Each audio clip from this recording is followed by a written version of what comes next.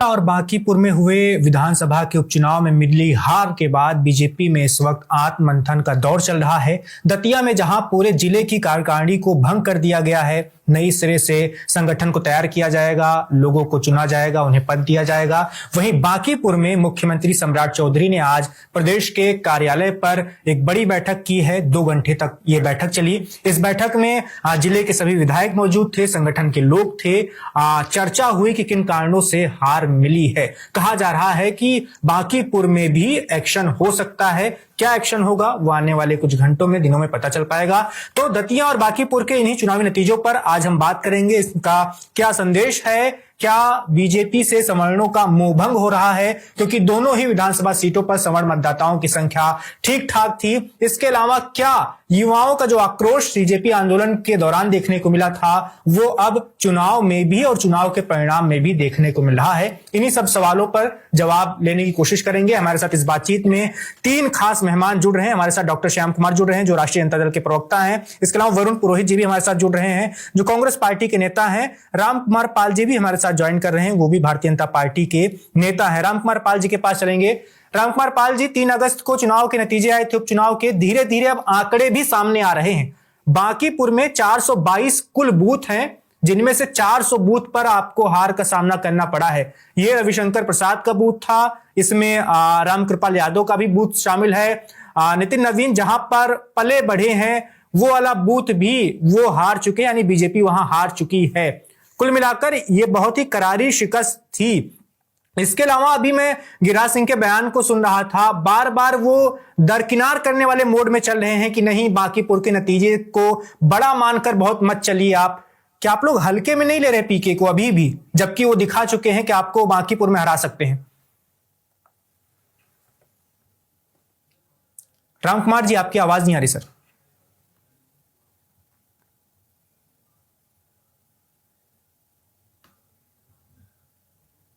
जी आवाज आ रही है क्या? जी बिल्कुल। हाँ, देखिए, पीके को जीत की हम बधाई दे चुके हैं और उनके वो चुनाव जिताने वाले मशीनरी है, एक्सपर्ट है और बूथ वाइज उन्होंने पकड़ रखी, उसके लिए उनकी जीत हुई थी। लेकिन जीते तो 19,000 समथिंग वोटों से ही हैं।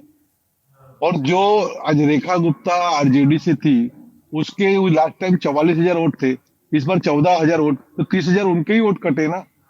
कोई उसमें से भी 20,000 वोटों से जीते हैं, तो अभी बूथ पे आप बूथ वाइज गिनती, क्योंकि हमने तो नहीं की, लेकिन आपके वोट को डिनाई नहीं करते, लेकिन जीत 19,000 साढ़े 19,000 के हिसाब से हुई। बिल्कुल 19,324 वोट से। हाँ, तो आरजेडी का 30,000 वोट कम हुआ कि नहीं हुआ? आरजेडी का स्थान कम हुआ कि नहीं हुआ?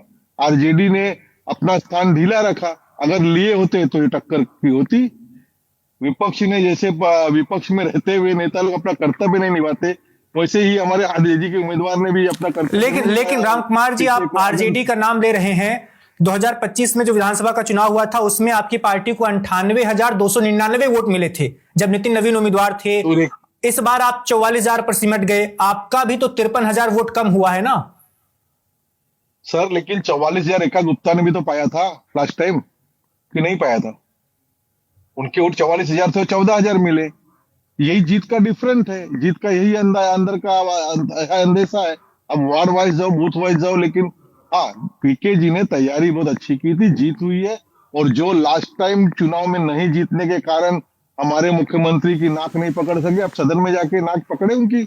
हम लोग जितना अच्छा कार्य विपक्ष में रहकर करेंगे, प्रदेश के लिए अच्छा होगा और आगे उनको उच्च स्थान मिलेगा।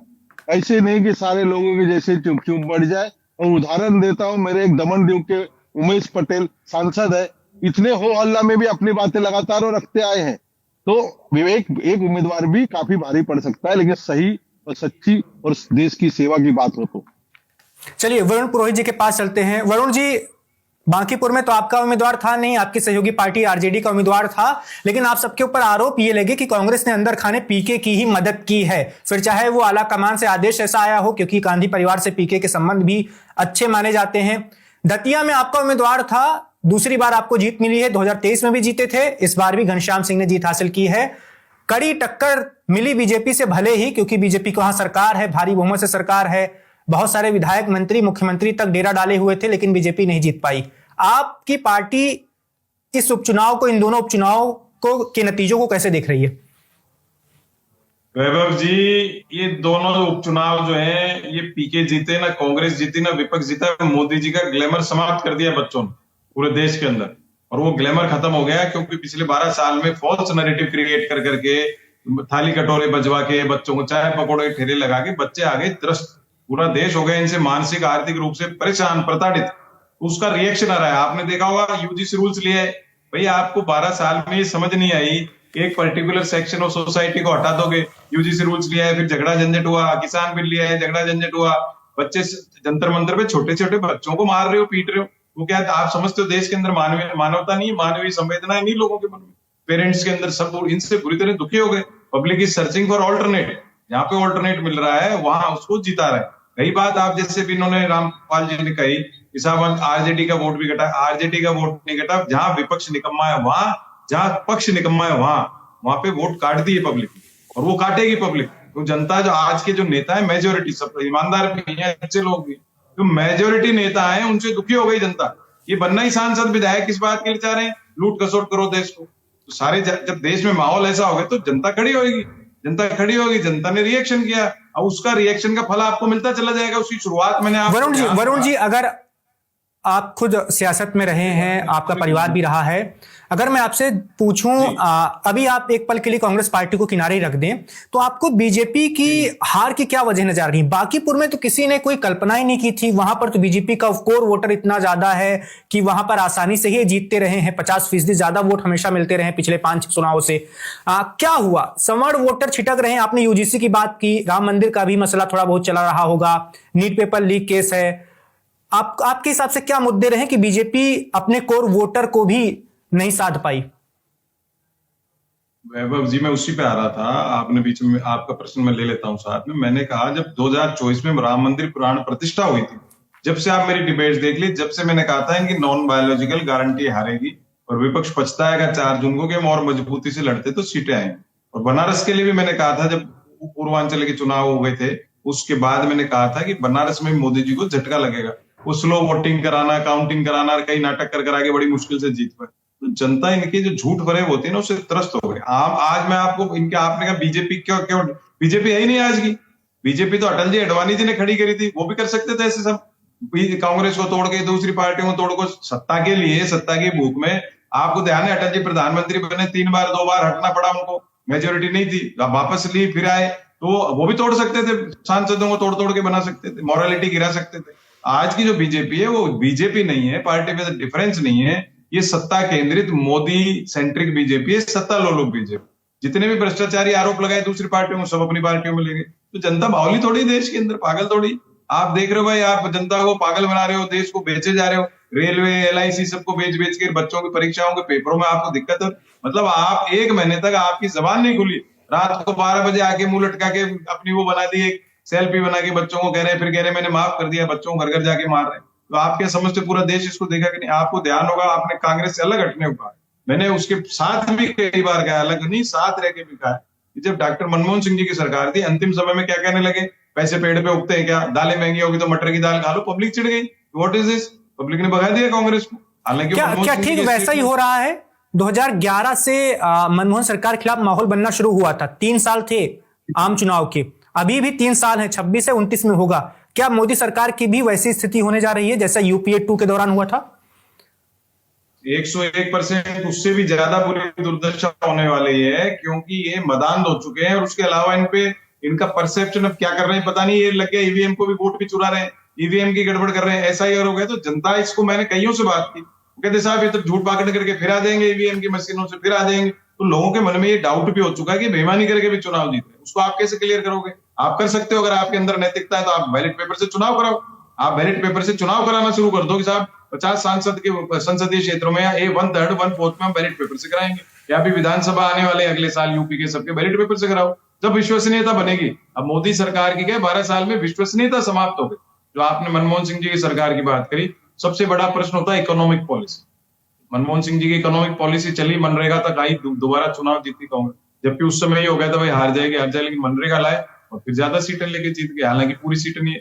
वही मोदी जी के साथ क्या हो गया, इनकी सरकार दिन भर बच्चों को कोसना, जो भी आप आंदोलन करोगे, आप आंदोलनजीवी, आप पाकिस्तानी, आप राष्ट्रद्रोही, आप विदेशी फंडिंग, पब्लिक इससे उकता चुकी है। और कोई बच्चे आजकल के वैभव जी पागल नहीं है जैसा ये समझ रहे हैं। अब आप सोशल मीडिया पे बैन लगा दो। आज मैं देख रहा था मेटा पे प्रतिबंध नहीं लगा पा रहे, जिस देश का प्रधानमंत्री की वो हटा दी मेटा ने, और उसको 8-8 10 दिन अभी तो खाली नोटिस ही दे रहे हैं। ऐसी आपने निकम्मी निकृष्ट सरकार देखी है, जो आपके जहाजों को लाल सागर में कल किसी ने डुबो रहा है, कोई किसको फोड़ रहा है, आपसे बोला नहीं जा रहा है किसी को। तो जनता इसको देखेगी नहीं क्या? जनता देखेगी। अब आप कहोगे साहब विपक्ष भी वैसे ही था, तो जनता को तो ऑल्टरनेट चुनना है। पीके ऑल्टरनेट मिला, पीके ले लिया। आपने कहा वो अब बीजेपी की बात कर रहे थे, और वोटर सवर्ण जातियां थी बीजेपी की शुरू से। सवर्ण जातियों को क्या मिला 12 साल में?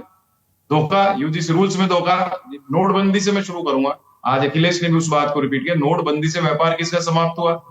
हिंदुओं का। मुसलमानों का तो नहीं है, व्यापारी तो हिंदू ही करता है मेजोरिटी। वो आज थाली कटोरे बच्चे किसके बजा रहे हैं? हिंदुओं के। उनको नौकरियां नहीं है। भाई आप क्यों निजीकरण कर रहे हो? आप एक अचीव कर चुके हो, आप प्राइम मिनिस्टर बन चुके तीसरी बार, तो आपके दिल बड़ा होना चाहिए कि भाई मेरा अंत समय आ रहा है, मैं इतनी उम्र भी हो गई, तो मैं बच्चों को नौकरियां लगाऊं, बच्चों के परिवार को सुधार। वरुण जी आपके पास आएंगे सर। डॉक्टर श्याम कुमार जी भी हमारे साथ जुड़े हुए हैं, राष्ट्रीय जनता दल के प्रवक्ता हैं, नेता हैं। श्याम कुमार जी, आरजेडी को भी आत्ममंथन करना चाहिए, उसको भी चिंता करनी चाहिए, चिंतित होना चाहिए, ऐसा बीजेपी के नेता कह रहे हैं। अमित मालवीय जो बीजेपी आईटी सेल के हेड हैं, उनका कहना है कि अगर आप पीके को मौका देंगे बीजेपी को हराने के लिए तो पीके आपकी ही जमीन खाएंगे। उन्होंने उदाहरण दिया कि कैसे लेफ्ट को हटाने के लिए कांग्रेस ने टीएमसी को छूट दी थी और टीएमसी ने कांग्रेस की ही सारी जगह खा ली। आपकी पार्टी को चिंतित होना चाहिए या नहीं? तेजस्वी यादव पर बार बार सवाल उठ रहे हैं। आपकी पार्टी में नेताओं में भी आपस में भिड़ंत देखने को मिल रही है। मैं भी भाई वीरेंद्र का बयान सुन रहा था, उसके बाद शक्ति यादव ने उनके ऊपर पलटवार किया, रोहिणी आचार्य ने एक्स पर पोस्ट किया था कि जो मेहनत करेगा उसे ही सफलता मिलेगी। तो आपके अंदर खाने पार्टी में ठीक नहीं चल रहा सब कुछ? नहीं, मुझे लगता है कि बीजेपी को आत्ममंथन करना चाहिए और अपने जो जिम्मेदारी है, जो प्रचंड बहुमत की सरकार केंद्र में कई बार बनी है और बिहार में जो जोड़ तोड़ की सरकार बनी है, जो पिछले दरवाजे से जो सरकार बनी है, उसको लेके उनको आत्ममंथन करना चाहिए, मेरा ऐसा मानना है। आरजेडी की चिंता उनको करने की जरूरत नहीं है। आरजेडी आज भी बिहार में विपक्ष की सबसे बड़ी पार्टी है और जो वैचारिकी की लाइन खींची है बिहार में, वो बिहार की आबो आवाम का जो है मतलब प्यार, मोहब्बत, सम्मान, प्रेम हमेशा आरजेडी को मिलता रहा। उसके लिए हम लोग हमेशा बिहार की जनता के आभारी रहे हैं। और एक बात यहाँ जरूर आपको बताना चाहते हैं, बांकीपुर चुनाव को लेकर जो आत्ममंथन का दौर बीजेपी की जारी है, एक बात आपको बताना चाहते हैं कि जो उपचुनाव होते हैं वो सरकार के कामकाज का लेखा जोखा होता है। सरकार को आईना दिखाने का काम करती है अगर रिजल्ट विपरीत आए। हाल ही में आपने देखा होगा कि 3 दशकों से अधिक बांकीपुर का जो सीट थी वो बीजेपी के पास थी। प्रचंड बहुमत की सरकार बनी, डबल इंजन की सरकार बनी, उसके बाद इतनी बड़ी हार हुई। तो ये मोटे तौर से जो बीजेपी के जो केंद्र में सरकार है, बिहार में सरकार है, जो कि मूलतः एक जोड़ तोड़ की सरकार है, उसको एक पॉलिटिकल और मोरल डिफीट है। इसकी जिम्मेदारी उनको लेनी चाहिए। जो तमाम जो हाल के वर्षों में जो सवाल उपजे हैं, संवैधानिक संस्थाओं को कम किया गया है, पब्लिक फंडेड जो इंस्टीट्यूशन है उसका जो निजीकरण किया जा रहा है, जो बुनियाद हमारे लोकतंत्र की, जो परिपाटी बड़े लंबे वर्षों और मतलब दशकों में बनाए गए संघर्ष को, उसको सब जीरो किया जा रहा है। तो मूलतः बीजेपी से शासन सत्ता संभालने वाली नहीं है। बिहार में तो जो सूरत हाल है, लॉ एंड ऑर्डर की सिचुएशन आपके सामने है, अपराधियों का हौसले बुलंद है, क्योंकि बीजेपी को शासन सुशासन से कोई लेना देना नहीं। आप देखिए, माननीय नीतीश कुमार जी को जिस तरह से राजनीतिक तौर से बिहार से धकिया गया है बीजेपी, क्या आपको लगता है उसका नुकसान हुआ है? मैं अनंत सिंह का बयान सुन रहा था, वो कह रहे थे कि अगर नीतीश कुमार सीएम होते तो ऐसा चुनावी परिणाम सामने नहीं आता। नीतीश के चेहरे पर लोगों ने वोट दिया था, अपने सम्राट को मुख्यमंत्री बना दिया। अगर ऐसा करना ही था तो सम्राट के चेहरे पर चुनाव लड़ लेते, ऐसा अनंत सिंह का कहना है। बहुत सारे लोग ऐसी भी बातें कर रहे हैं कि महिला वोटर नाराज हैं क्योंकि वो नीतीश कुमार को वोट देना चाहती थी, उनको सीएम बनाया था, उनको बीजेपी ने हटा दिया। जी डॉक्टर श्याम जी, नहीं, वही बात आपको मैं कंटिन्यू करना चाहूंगा कि जिस तरह से बड़े सम्मान के साथ कहना चाहिए, माननीय नीतीश कुमार जी को जिस तरह से बिहार में बीजेपी ने जो धकिया है, जो उनके साथ जो किया है, वो बिहार का अपमान है। देखिए, हम लोग सिर्फ हर विषय हमारे लिए पॉलिटिकल नहीं, हम लोग राजनीति के में सिर्फ विजिट नहीं कि शासन सत्ता के लिए और अब मुझे क्या मिले उसके लिए सवाल नहीं है। ये बिहार के आत्मसम्मान के लिए, हर बिहारी के लिए सम्मान के लिए, सामाजिक न्याय हमारा मूल मकसद है और बीजेपी को इससे कोई लेना देना नहीं है। लॉ एंड ऑर्डर सिचुएशन पर मैं बात कर रहा हूँ, तो अखबार के पन्ने मतलब तमाम घटनाओं से भरे पड़े हैं। विमल कुमार जी की जो अभी हाल ही में हत्या हुई है, उसके अगर आप जांच पड़ताल करें तो उसके सियासी आपको कारण मिलेंगे, कौन कौन लोग शामिल है। तो कुल मिला के एक मैं आपको कहना चाहता हूँ कि इनके शासन सत्ता का मूल मकसद सिर्फ बड़े बड़े राजनीतिक घरानों को फायदा देना है। इनका मूल मकसद सिर्फ और सिर्फ कुछ लोग के लिए है। डेमोक्रेसी को मूर्खता ये कुछ लोग के लिए बनाना चाहते हैं। जिस तरह से इन्होंने जो हाल ही के दिन में नीट के पेपर को लेकर आपने देखे, तो एग्जाम और री एग्जाम जुड़वा बच्चा हो गया है। एक भी संस्था इसे समझ में नहीं आ पा रही है। पारदर्शिता का कहीं नामो निशान नहीं है। देखिए, जब आप जिम्मेदारी लेते हैं, शासन सत्ता में आते हैं, आपकी बड़ी संवैधानिक जिम्मेदारी होती है, लेकिन इनको अता पता नहीं है। तो बीजेपी को आरटीई की चिंता करने के बजाय अपनी चिंता करें, और बेहतर है कि राजनीतिक विधायक को दिल से स्वीकार करें, और वही बेहतर विकल्प इनके होगा। जनता त्राही माम है, बहुत परेशान है। बिहार से लेकर दिल्ली तक स्थिति जो बनी हुई आप जानते हैं, और शुचिता की राजनीति और संवैधानिक नैतिकता इनको अता पता नहीं है। चलिए डॉक्टर श्याम जी आपके पास आएंगे, रामकुमार पाल जी के पास चलते हैं। रामकुमार पाल जी, बांकीपुर वाले मामले को लेकर, दतिया को भी लेकर ये बातें कही जा रही हैं कि अंदर खाने भी आपके साथ खेल हुआ है। बांकीपुर को लेकर कहा जा रहा है कि 5 दलों का गठबंधन है आपका बिहार में, जो एनडीए का स्वरूप है। आपकी पार्टी है, जेडीयू है, एलजेपी रामविलास है, चिराग वाली पार्टी, उपेंद्र कुशवाहा की पार्टी है, जीतन राम मांझी की पार्टी है। सब एकजुट नहीं रहे हैं। अभी कुछ विश्वस्त सूत्रों से ऐसी खबरें चल रही हैं कि चिराग पासवान ने फोन करके बधाई दी है प्रशांत किशोर को। हालांकि ना उनकी ओर से ना पीके की ओर से ऐसी कोई आधिकारिक बयान तो नहीं दिया गया है, लेकिन अंदर खाने बातें खूब चल रही हैं कि खेल किया गया है, हराया गया है बांकीपुर में। दतिया में नरोत्तम जी का नाम लिया जा रहा है कि उनके रोने से बीजेपी के समर्थक, नरोत्तम के समर्थक खुद ही वोट देने नहीं गए। नहीं, आपने कुछ हद तक सत्य कहा है, लेकिन जो जीते हुए उम्मीदवार हैं और जनता, दोनों का अपमान नहीं करना चाहिए। जीत विपक्ष में, आज भी केंद्र में विपक्ष में 224 सीटें हैं सांसदों की, तो यह हर सीट, हर पूरा का पूरा बीजेपी जीते, ये भी अनिवार्य नहीं। विपक्ष उतना ही जरूरी जितना सत्ता पक्ष है। लेकिन हमने देश में काम किए हैं, अगर आप कहो तो मैं पढ़ के सुना दूं। जी, कामों को भी तो गिना जाएगा जो काम हमारे किए गए हैं। जैसे कि अभी पहले स्टार्टअप 500 था, 2,30,000 हो गए। पहले संरक्षण निर्यात में 700 कोटी था, आज 38,400 कोटी है। अंतर दुर्गति मार्ग 1,000 से 6,000 किलोमीटर। राष्ट्रीय जल मार्ग 5 थे, 32 हो गए।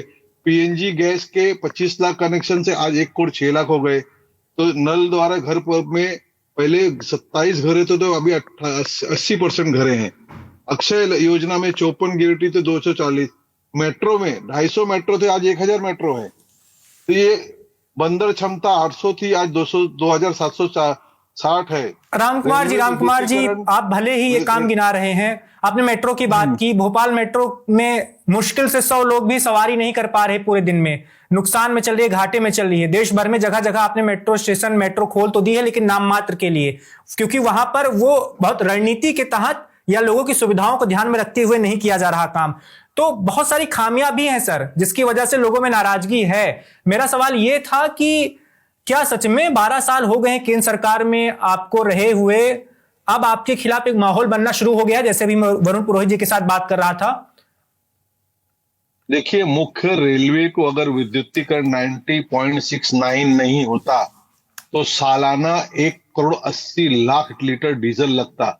और इस जो हॉर्मुज के हाल में अगर वो डीजल हम रेलवे को उपलब्ध नहीं करा पाते तो क्या होता, त्राही त्राही हो जाती। आज ये 96.6 जो रेलवे विद्युतीकरण हुआ है, ये मुख्य, पहले उसके समय 21,800 किलोमीटर था, आज 100% के लगभग पहुंच गए हैं। कुछ पहाड़ी क्षेत्रों को रेलवे के विद्युतीकरण छोड़ के। तो अगर ये जो पहले से कार्य इसको सोच के न किया जाता विद्युतीकरण का, तो आज बहुत हालात बहुत खराब होते जो पेट्रोल के हिसाब से हुआ था, पेट्रोल डीजल हॉर्मुज।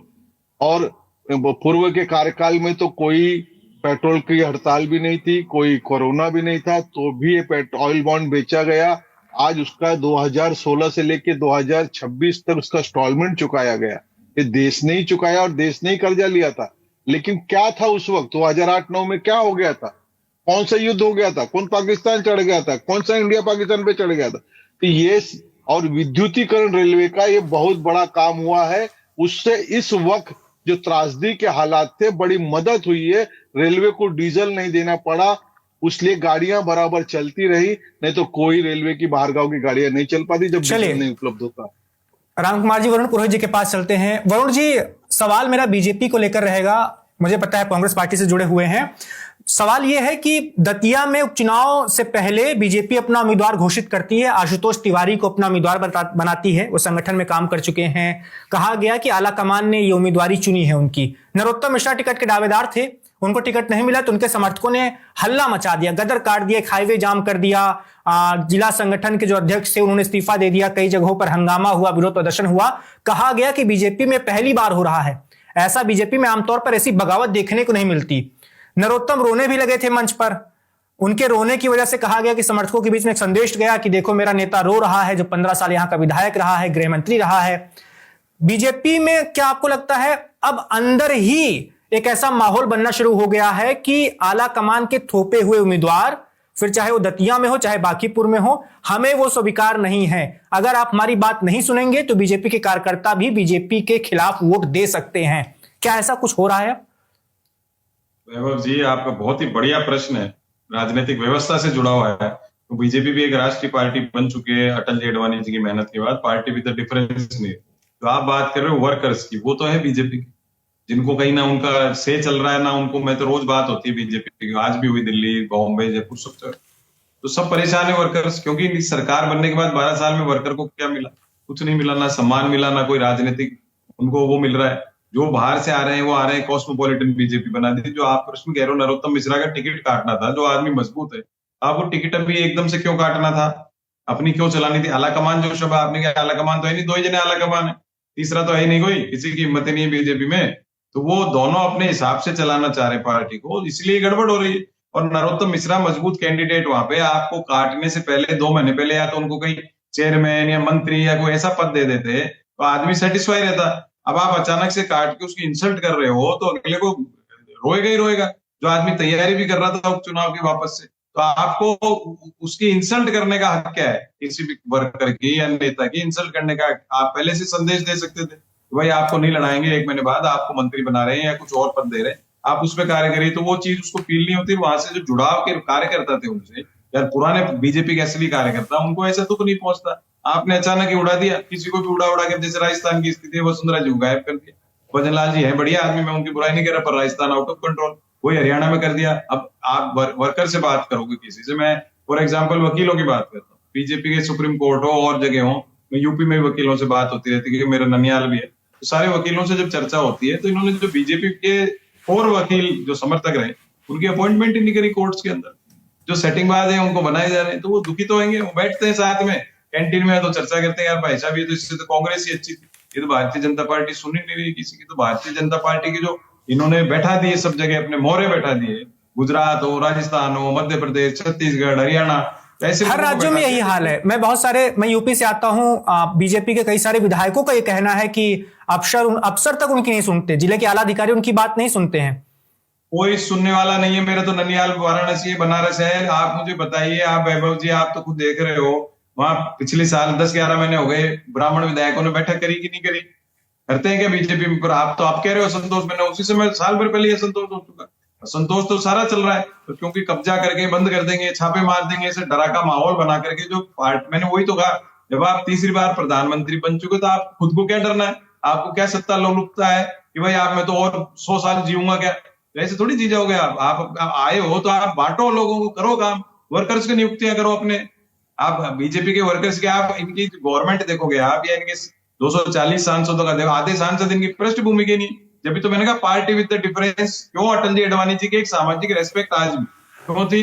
उन्होंने अपने प्रिंसिपल से सौदा नहीं करा, वो बीजेपी का कोर जो वर्कर है उसी को आगे लाते थे। सीटें नहीं आई, मत मनो सरकार, कितने साल संघर्ष किया, वो पहले वो भी कर सकते थे, खेल नहीं किया ना। अरे ये तोड़ लो, आप वैभव मिश्रा जी बन गए, इनको तोड़ लो, या आप खिलाफ हो गए तो आप पे छापा मार दो। बच्चों के साथ ही अत्याचार अन्याय। तो ये जो मानसिकता है, राक्षसी मानसिकता, इससे बीजेपी के वर्कर भी परेशान है, पूरा देश परेशान है। इसलिए सब हो रहा है।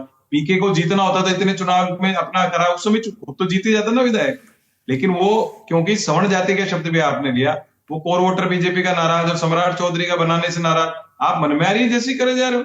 आप नीतीश को हटाना था तो चुनाव से पहले तो हटा ही नहीं सकते, नीतीश कुमार को हटा देता, जीतना मुश्किल था। ऐसा विपक्ष का भी हाल। आपने जो आरजेडी की बात करी, लालू यादव वगैरह देखो एक समाज में पकड़ थी, एक जमीन से जुड़ के आए थे।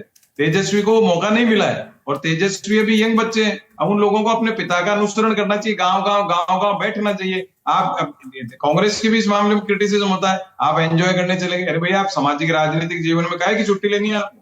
24/7 उपलब्ध रहिए, जनता के लिए बैठे रहिए मुद्दा लगा के। तो लालू यादव का ये था, इसलिए लालू यादव ने वहां चलाई, अपनी पार्टी बनाई और उसको चलाया। ऐसे मुलायम सिंह जी का था। आज आप देखो डिंपल और अखिलेश बिल्कुल सड़क पे आ रहे हैं। अखिलेश बच्चों के साथ चली गई, डिंपल का कितना हाइप मिला है बच्चों के साथ मिलने।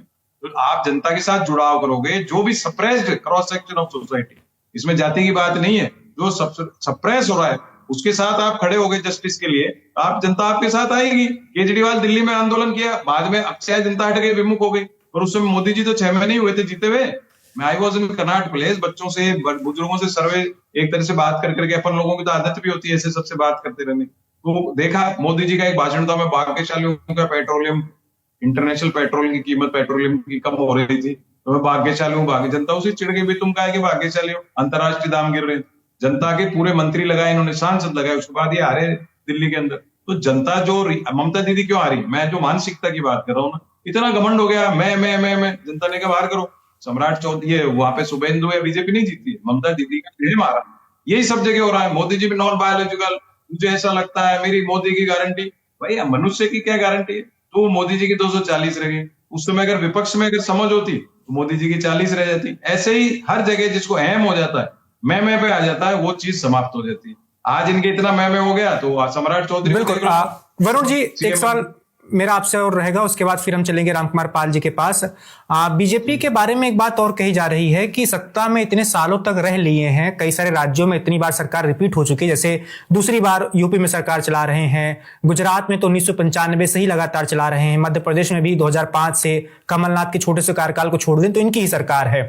तो अब जो फीडबैक वाला सिस्टम हुआ करता था बीजेपी में, कार्यकर्ताओं से जो संवाद होता था, नीचे से जो बातें ऊपर तक जाती थी कि धरातल पर चल क्या रहा है, वो टूट चुका है। अधिकारियों से बड़े मंत्री, प्रधानमंत्री या मुख्यमंत्री इतना घिर चुके हैं कि उनको धरातल का हाल नहीं पता चल पा रहा। अभी बांकीपुर वाले उपचुनाव को लेकर मेरी एक वरिष्ठ पत्रकार से बात हो रही थी, वो कह रहे थे कि 30 जुलाई को जब मतदान समाप्त हो गया, उसके बाद तब भी बीजेपी के नेताओं को भनक तक नहीं थी कि ये सीट उनके हाथ से जा चुकी है। तब भी उनको ये नहीं पता था कि 422 में से 400 बूथ पर वो हार चुके हैं। उनका ये कहना था कि 2025 में 65% वोट मिला था, इस बार घटेगा तो 50 आ जाएगा, 45 आ जाएगा, जीत तो हम ही रहे हैं। तो क्या आपको लगता है कि वो धरातल से वो चीजें कट रही हैं बीजेपी की, आला कमान की? नहीं, जैसे अपन ने मनमोहन सिंह के कार्यकाल की बात की, डॉक्टर मनमोहन सिंह की, तो उस समय धरातल से कट गई थी कांग्रेस, हवा हवाई हो गई थी। तो ये हाल हो गया आज भारतीय जनता पार्टी। मैंने कहा ना, मोदी सेंट्रिक हो गई, जो ब्यूरोक्रेसी का आपने बात करी, रिटायर्ड अधिकारी उनको ला के मंत्री बनाना, रिटायर्ड अफसरों को बनाना। अरे भाई, आपके पास सामाजिक राजनीतिक लोग हैं, उनको क्यों नहीं बना रहे हो? क्योंकि आपके अंदर कहीं ना कहीं भय है कि पॉलिटिक्स में मेरा कंपटीटर बन जाएगा, मेरे पे हावी हो जाएगा। आप उनको अब दबा के रखना चाहते हो, हल्के लोगों को आप बनाना, अपने से हल्के लोगों को मंत्री बनाना। और जो आप कह रहे हो बांकीपुर की बात थी, बांकीपुर सबको पता था, वर्कर्स को भी पता था बीजेपी के मारेंगे, तो वर्कर दिल से काम नहीं कर रहा है कहीं भी बीजेपी का भी। मैंने कहा ना, पूंजीवाद और नॉन पूंजीवादी व्यवस्था होगी। जो पूंजीवादी व्यवस्थाओं से सेटिंगबाज जिनको मैं बोलता हूँ, उन लोगों से कांग्रेस बीजेपी सब में हावी हो गए, जैसे बीजेपी में हावी हो गए। क्यों हो गए? क्यों? Party with difference Modi ji ने हटा दी कि हमको तो सत्ता रखनी है, कोई भी आओ हमारे साथ जुड़ जाओ, सत्ता रहनी चाहिए, ये प्रकार है। तो जब आप सत्ता केंद्रित हो जाओगे तो वर्कर केंद्रित हट जाएगा, कार्यकर्ता केंद्रित रहेगी नहीं पार्टी, कार्यकर्ता केंद्रित रहेगी पार्टी धरातल पे।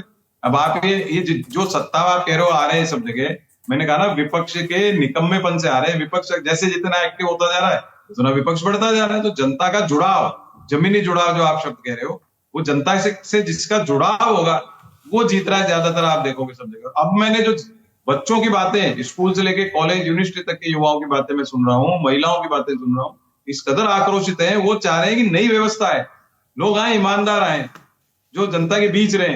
ये नहीं सांसद बन गया, उसका बेटा 2-2 करोड़ की गाड़ियां लेके रौंद रहा है बच्चों को सड़कों पे। इनको समझ में आ गया कि जो विधायक सांसद बनना चाह रहे हैं, पैसे से टिकट ले रहे हैं, पैसे कमाने को आ रहे हैं, उनको आम जनता से कोई मतलब नहीं। तो इन पार्टियों को सबसे पहले ये सोचना पड़ेगा कि पार्टी को बेच रहे हो, राजनीतिक व्यवस्था को बेच रहे हो। आप वापस सिद्धांतों मूल्यों को लाइए, जनता वही चाहती। आप पूरा 78 साल का या पीछे का आंदोलन देख लो आजादी का, तो जो समर्पण जनता के प्रति रहा है, सेक्रीफाइस किया। आज आप बात कर रहे हो बीजेपी पे, क्यों केंद्रित बात करो? बीजेपी में क्यों आरएसएस की कीमत थी? राष्ट्रीय स्वयंसेवक क्यों अपनी जिंदगी लगा लगा के घूम रहे थे जनता के लिए? लोगों की सहायता करना, प्रचार करना, ये जाना, वो खाना किसी खा रहे हैं, कहीं रहने का ठिकाना नहीं, तो सेक्रीफाइस कर रहे थे। तो एक प्रतिष्ठा थी संघ की, सीटें मत आओ उससे क्या फर्क पड़ रहा था, लेकिन एक संघ की प्रतिष्ठा थी। आज संघ की प्रतिष्ठा धूमिल हो गई, क्योंकि वो सेक्रीफाइस वाला सिस्टम ही खत्म हो गया। अब तो लूटो खसोटो, सेटिंग करो, ये करो। अब वो, अब क्योंकि इवेंट मैनेजमेंट शब्द हो गया, दलाली बोलता हूँ, ये सब चीजें होने लग गई, तो जनता इस चीज से परेशान है। अच्छा, उससे भी नहीं होती। अब आप इतना ढोंग पाखंड रच रहे हो 12 साल में, निजीकरण से लोग परेशान हो गए, क्योंकि 150 करोड़ का देश वैभव जी। अपन मीडिया की बात करेंगे, मीडिया बिल्कुल। से भी जुड़ा हो रहा है मेरा। वरुण जी आपके पास मीडिया- आएंगे सर, रामकुमार पाल जी के पास भी चलते हैं। रामकुमार पाल जी, फीडबैक वाला सवाल आपसे भी है। कहा जाता है कि जो बड़े नेता हैं, जो बड़े दल होते हैं, चुनाव जैसे ही खत्म होता है, मतदान जैसे ही खत्म होता है, उनके पास फीडबैक पहुंच जाता है, धरातल की जानकारी पहुंच जाती है कि हमारी स्थिति कैसी है। हमने देखा बंगाल में चुनाव हुआ, ममता बनर्जी मतदान के बाद रिजल्ट आने से पहले उनके चेहरे के हाव भाव देखकर लोग कहना शुरू कर दिए थे कि इस बार टीएमसी की हालत ठीक नहीं है, क्योंकि ममता आमतौर पर ऐसे रिएक्ट नहीं करती हैं। बीजेपी के बारे में भी ऐसे ही कहा जाता है। बांकीपुर में लेकिन चूक गए आप लोग। देखिए, कितना हमारे पार्टी में बूथ प्रमुख और विधानसभा का अध्यक्ष की सम्मान है। ये हमारी जितने भी प्रभाग वाइज नेता हैं, उनको नियमित उनकी वेब मीटिंग होती है, ऑनलाइन मीटिंगें होती हैं, ऑनलाइन उनसे जुड़ा जाता है। क्या क्या चीजें हैं ये ऑनलाइन है। ये अभी कोई पेपर और पेम्पलेट बट के या बैनर लगा के काम नहीं होता है। पहली बात तो ये, सारे जो भी संगठन के लोग हैं और वार्ड वाइज लोग हैं, फिर भी जिले वाइज लोग हैं, प्रभार इस तरह से दिया गया है, पद लेके खाली पद पे आपको ये नहीं होना है। ऐसे कार्य करते, अगर हमारे पास कार्यकर्ता नहीं होते, बूथ प्रमुख नहीं होते, विधानसभा अध्यक्ष नहीं होता, तो हम जीतते क्यों। और दूसरी बात, रोहित जी की बातें ठीक है, लेकिन जनता ये जानती है सर, वैभव जी, जी। मोदी जी और योगी जी खुद के लिए और खुद के परिवार के लिए कुछ नहीं करते हैं, ये देश के लिए कर रहे हैं। आज हर क्षेत्र में 3 गुना 4 गुना क्यों हो गया, अब बताइए ना। चाहे हर क्षेत्र में आज नीचे से ले चिप्स से लेके तो आसमान तक फाइलें के ये जो बने हैं, जो S-400 वगैरह कैसे बने, वो इसी जो मेरे भाई साहब कह रहे थे, तो इनके तो रक्षा मंत्री आज सदन में कहते थे कि भाई हमारे पास ड्रेस लेने के पैसे नहीं है, सेना के बूट लेने के पैसे नहीं। आज वैसा है क्या? आज 6 गुना फंड हुआ इनसे ज्यादा। और पेपर लीक की बात कर रहे हैं भाई साहब, तो पेपर लीक राजस्थान में 20 एग्जाम में 17 पेपर लीक हुए थे। अगर 152 बार पेपर लीक हुए तो किन उस राज्यों में किसकी सरकार थी, ये भी इनको देखना पड़ेगा। और ये पेपर लीक सन 2000 से हो रहा है, मुरली मनोहर जोशी के समय से, उस समय से हो रहा है। तो कोई कानून इनके 2004 से 2014 में क्यों नहीं बनाए? प्रियंका ने स्वयं कहा था कि वो पेपर लीक एक देश की समस्या है। गहलोत जी ने बड़ा प्रयास किया, लेकिन पेपर लीक खत्म नहीं हुआ। तो क्या प्रियंका चोपड़ा जो आरएसएस की, प्रियंका गांधी क्या आरएसएस की कार्यकर्ता है, बीजेपी के कार्यकर्ता है? अरे भाई, अभी भी देखिए, केरल में हुआ है, कर्नाटक में हुआ है। कर्नाटक में राष्ट्रीय अध्यक्ष के पुत्र कह रहे हैं कि 25 दिन आप हड़ताल करो, तब हम जाके रिजाइन की बात सोचेंगे। पंजाब के अंदर देखिए, फिर छोड़िए अभी झारखंड के अंदर देखिए, हाल बच्चों का क्या हाल है। दिल्ली के अंदर 25% बच्चे थे, बाकी दहशतगर्द थे, पार्टियों के लोग थे। उसके अंदर चंद्रशेखर रावण, लेकिन फिर भी आपको दबाव में आना पड़ा, आपके मंत्री को इस्तीफा देना पड़ा। सर अभी गुंडागर्दी करूंगा तो आपको भी दबाव में आना पड़ेगा। जब आपको अकेले को 100 आदमी घेर लेंगे तो आपको भी दबना पड़ेगा। अभी तो हम क्या अपने चेंबर में और ऑफिस में है। लेकिन आपकी तो मजबूत सरकार है सर, 56 इंच वाली सरकार है। अरे सरकार है तो क्या हो गया, इनके कार्यकाल में नहीं हुआ क्या? 2004 से 2014 में क्या किया है? पेपर लीक नहीं हुए। और उसके बाद हमारे कार्यकाल में 152 बार हुआ, तो किस राज्य में किसकी सरकार थी? राजस्थान में तो गहलोत थे, 17 बार पेपर लीक हुए। यूपी में क्या जो अखिलेश करे वहां पेपर लीक नहीं हुए? इतना रिकॉर्डेड है, छुपाने की कोई बात ही नहीं है इसमें। लेकिन आप लोग तो पेपर लीक रोकने के लिए आए थे सर। तो पेपर लीक रोका, कानून बनाया, रीनीट कराया, उसके ऊपर और कठोर कानून बना के दिया ना। रीनीट एग्जाम भी किया, 22 लाख बच्चों ने उसमें पार्टिसिपेट किया, 11,24,000 बच्चे पास हुए। और जिस दिल्ली में बच्चों का एग्जाम, ये नीट का पेपर का आंदोलन हुआ, उसमें पता है आपको दिल्ली के कितने विद्यार्थी थे? 35,000। 35,000 में 12,000 विद्यार्थी पास हो गए। और यूपी के कितने विद्यार्थी थे पता है आपको? लगभग करोड़ के ऊपर थे। नहीं, लगभग आधा लोग यूपी के लोग थे उसमें जो एग्जाम में। चलिए राम कुमार जी, 35,000 विद्यार्थियों ने नेट का एग्जाम, नेट के नाम पे आंदोलन। अरे यही तो, आंखों में पट्टी मत बांधो, देश के लिए सोचो, देश की हित की बात करो, राष्ट्र प्रेम करो, जात पात की करो विदाई, राष्ट्र के भाव पैदा करो। चलिए वरुण पुरोहित जी के पास चलते हैं, बातचीत के आखिरी चरण में हैं। पुरोहित जी, बांकीपुर को लेकर एक चर्चा और हो रही है परिणाम आने के बाद। कांग्रेस पार्टी और जनसुराज में क्या भविष्य में कोई खिचड़ी पक सकती है या पक रही है? आरजेडी और आपके दल के बीच में विधानसभा चुनाव से पहले से ही सब कुछ ठीक नहीं चल रहा है। पहले तो आपके दल ने ज्यादा सीटें मांगी थी, आरजेडी मना कर रही थी बार बार। आपके दल की ओर से कहा गया कि हमें उन सीटों पर टिकट दिया जाता है, हमें वो सीटें लड़ने के लिए दी जाती हैं जो पहले से ही कमजोर मानी जाती हैं। तो क्या ऐसा कोई संभावना बन सकती है? वैभव जी, पॉलिटिक्स जो होती है ना, परम्यूटेशन कॉम्बिनेशंस की होती है। कन्वीनियंस के हिसाब से पार्टियां अपने साथ चलती हैं आपस में। ये बीजेपी की बात करें, पीडीपी के साथ थी, पीडीपी खिलाफ होगी, तो जनसुराज पार्टी हो, आरजेडी हो, ये कभी भी सब एक साथ आ सकते हैं, कांग्रेस के साथ भी आ सकते हैं सब। आप कई जगह तो छोटे छोटे एग्जाम्पल मैं आपको दूं।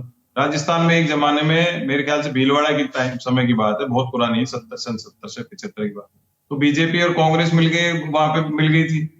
तो ये अभी एमआईएम बीजेपी एक जगह पे वहां पे महाराष्ट्र में मिल गई। तो ये पॉलिटिकल, बिल्कुल राम कुमार जी आपके पास आ रहे हैं सर जी। पॉलिटिकल कन्वीनियंस होती है, समय काल परिस्थिति के अनुसार निर्णय लिए जाते हैं, उस हिसाब से चलता है। इसको मैं बुरा नहीं मानता, मैं बुरा उस बात को मानता हूँ, जनता से आप जो प्रॉमिस करो, आप दिखाओ हम तो मॉरलिटी एथिक्स के चैंपियन है, फिर आप उल्टा धोखा दो और उसके बाद झूठ पाखंड रचो, वो चीज जनता को अच्छी नहीं लगती। जनता को पता है राजनेता आएंगे, ऐसे चीज करेंगे, कभी इधर जाएंगे उधर जाएंगे। आया राम गया राम तो हरियाणा से फेमस होता था। उसके बाद फिर राजीव गांधी आए तो एक बिल लाए, एंटी डिफेक्शन लॉ लाए, उसके बाद कई चीजें रुकी। तो समय काल परिस्थिति के अनुसार आपके आगे बढ़, प्रोग्रेसिव डायनेमिक सोसाइटी हमारी, आगे बढ़ते जाते हैं, नए कानून आते जाते हैं। इसीलिए संविधान में जो हमारे संविधान निर्माता हमारे पूर्वज थे, उनको हमको सल्यूट करना चाहिए कि प्रोविजन छोड़ा, फिक्स्ड कॉन्स्टिट्यूशन नहीं बनाया जैसे अमेरिका के सब जगह। हमारे पे एक अमेंडमेंट करने का प्रोसेस छोड़ा, फ्लेक्सिबिलिटी भी दी, भाई आप समय काल के हिसाब से उसमें अमेंडमेंट्स कर सकते हो। इसलिए 100 से ज्यादा अमेंडमेंट हुए समय के अनुसार। तो वो क्योंकि हमारी जो सोसाइटी है और विदेशों में जो सोसाइटी है उसमें रात दिन का अंतर है, हमारी एडेप्ट करती है चीज, एडेप्टेशन करती है, तो इसलिए प्रोग्रेसिव है, डायनेमिक है। 10 साल बाद क्या होगा उस हिसाब से फिर संविधान में संशोधन हो सकता है। इस चीज को समझने की आवश्यकता है। इसको मोदी सेंट्रिक बीजेपी इसको कतई नहीं समझ रही, ना आम जनता की बात को समझ रही, कुछ नहीं। अभी इन्होंने कहा आपके समय भी पेपर लीक होते थे, तो क्या आपको इसलिए लाई थी जनता? आपने प्रश्न किया, हमारे समय भी हो रहे हैं, तो पार्टी विद द डिफरेंस या गवर्नमेंट विद द डिफरेंस तो ही नहीं, वे पहले भी लीक हो रहे थे, आज भी लीक हो रहा था, आपने क्या दे दिया? आप अभी इलेक्ट्रिक सारे कह रहे ट्रेन का इलेक्ट्रिफिकेशन, तो माधवराव सिंधिया जब रेल मंत्री थे राजीव जी के टाइम, तो हेलीकॉप्टर से खंभे लगा रहे थे इलेक्ट्रिफिकेशन। तो सन 47 में तो सुई नहीं बनती थी। धीरे धीरे डेवलपमेंट 10 साल बाद जो होगा, वो कंप्यूटर i7 आया, कोई i11 आ जाएगा, तो आपने थोड़ी कोई विशेष कर दिया। वो तो आप जो इकोनॉमिक्स की बात करते हो, 80% से ज्यादा जीडीपी का कर्जा देश पे कर दिया। मैं हालांकि मनमोहन सिंह जी की आर्थिक नीतियों का समर्थक नहीं रहा हूं, लेकिन उनके टाइम इतना कर्जा थोड़ी था, 80% जीडीपी का कर्जा। वैभव जी, बहुत खतरनाक सिचुएशन है। और जीएसटी कलेक्शन कितना हो रहा है, आप किस हिसाब से उड़ा रहे हो? आपकी बुलेट ट्रेन तो आज दिन तक बनी नहीं है। 1 लाख करोड़ की बात करते हैं, कितने लाख करोड़ करोगे?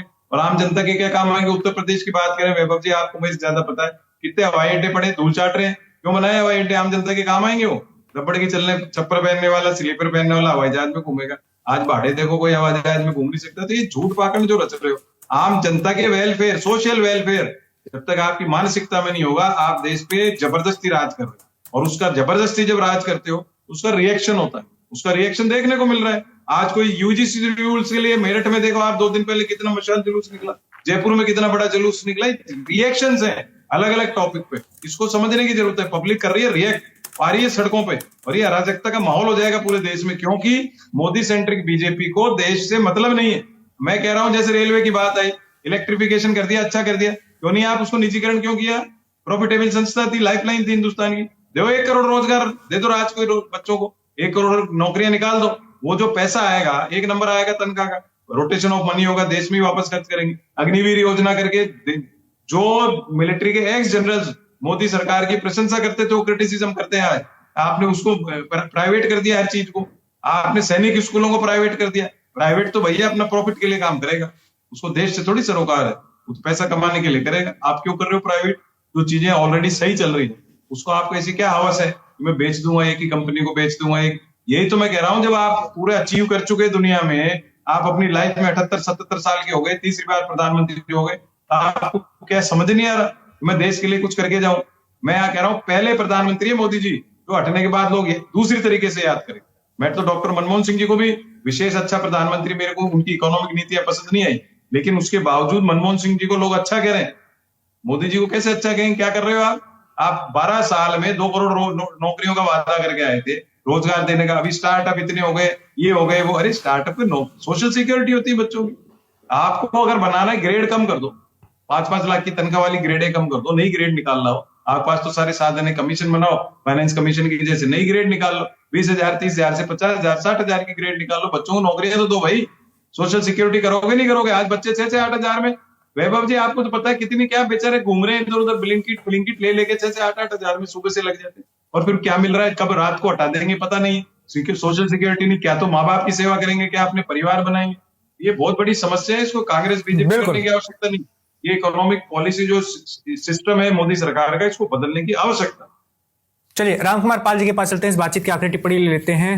रामकुमार पाल जी, आखिरी टिप्पणी यही थी कि जो आप पीके का अंदेशा कर रहे, पीके कांग्रेस के रणनीतिकार रह चुके थे लास्ट, पर राहुल गांधी से जमी नहीं।